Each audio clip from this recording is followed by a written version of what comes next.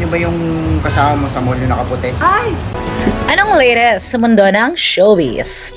Finally, sa mahabang panahong pananahimik, inamin na ng kapuso actress na si Kylie Padilla kung sino ang nagpapasaya sa puso niya ngayon.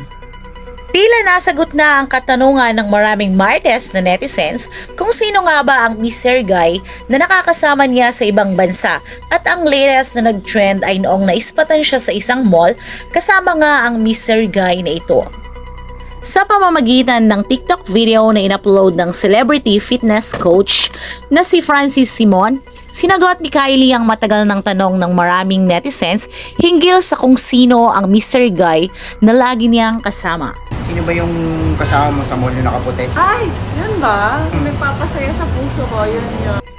Ang sagot na ito ni Kylie ay tila isang kumpirmasyon para sa mga Martes na netizens, kung kaya't marami naman ang nagpahatid ng pagbati sa actress.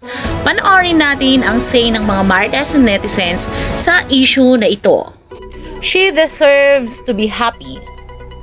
Mahilig siya sa parang bad boy image. Yan mga type niya, say naman ng isang netizens. Swerte ng lalaki, sexy at maganda si Kylie. Uso ngayon mga long hair jowa. Ako wala kahit long hair, say naman ng isang netizen. Ikaw, mahilig ka ba sa long hair? Kailan ka aamin? Kung nagustuhan mo ang ganitong video, mag-like and comment lang. We are open for suggestions para sa susunod na topic on our next video.